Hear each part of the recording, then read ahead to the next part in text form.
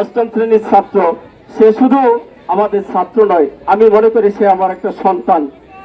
গতকালকে খবর শোনার পর থেকে আমার আর ভিতরে কোনো কিছু নেই।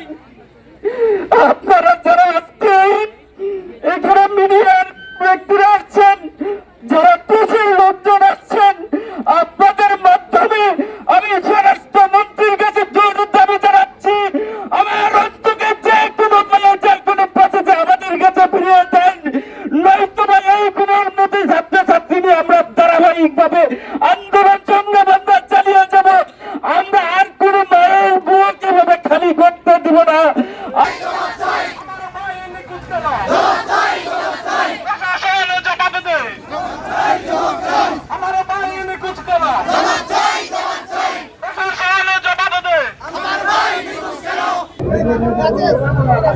বিনোদিনী মডেল একাডেমি হারিয়ে যাওয়া বা নিখোঁজ ছাত্র তাফসিরুল ইসলামের নিখোঁজকে কেন্দ্র করে আমরা তার সন্ধান চেয়ে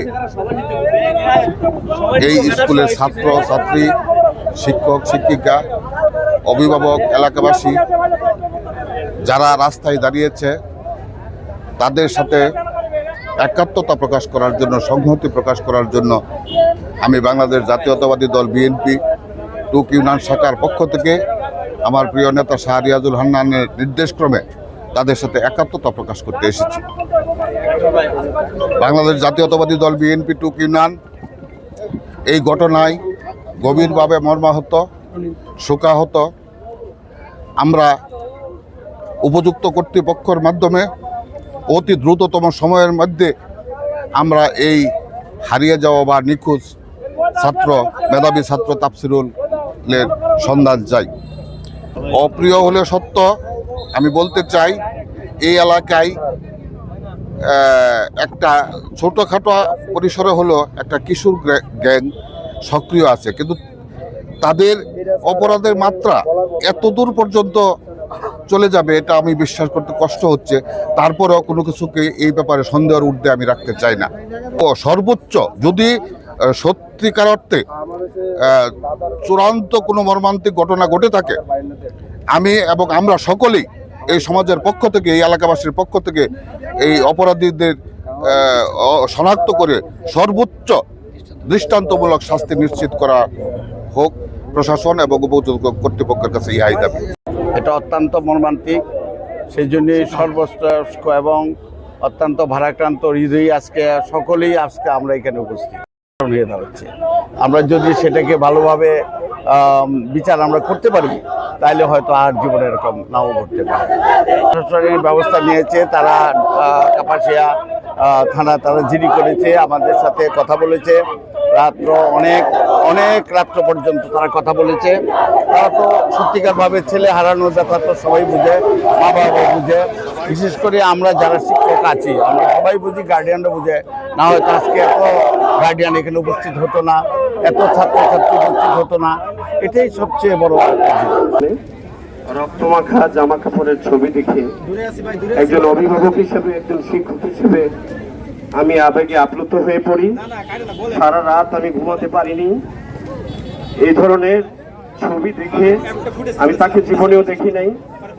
প্রশাসন দৃষ্টি আকর্ষণ করছি, মডেল একাডেমির ছাত্রছাত্রীদের সাথে একাত্মতা প্রকাশ করতে এসেছি একাত্মতা এদেশের এলাকার গণমানুষের সাথে, যে আমরা এই ছেলেটার সন্ধান চাই।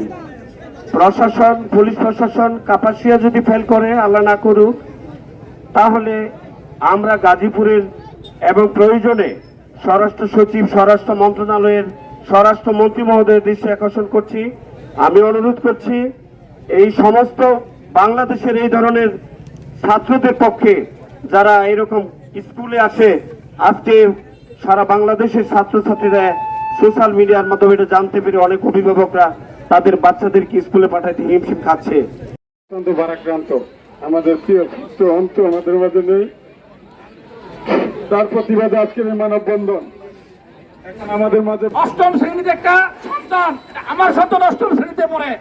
আজকে আসলে কালকে কালকে বিকাল থেকে ফেসবুকে যখন ভাইরাল হয়েছে ঘটনাটা শোনার পরে দেখার পরে আমি আমার আবেগ ধরে রাখতে পারি নাই। ওর মা কিভাবে থাকবে, ওর বাবা কিভাবে থাকবে, এলাকাবাসী কিভাবে থাকবে? এই রকম একটা সন্তানের রক্তমাখা শার্ট, তার পায়ের স্যান্ডেল, তার প্যান্ট, যখন যে কোনো একটা বাপ মা তো দূরের কথা, একটা সাধারণ মানুষ যখন দেখবে সে ঠিক থাকতে পারবে না। আমি কাপাসিয়া প্রশাসনকে সজাগ দৃষ্টি রাখার জন্য বলতে চাই, কাপাসিয়া এরকম অনেক ঘটনা ঘটে যাচ্ছে, আপনারা সজাগ থাকবেন এবং অতি দ্রুত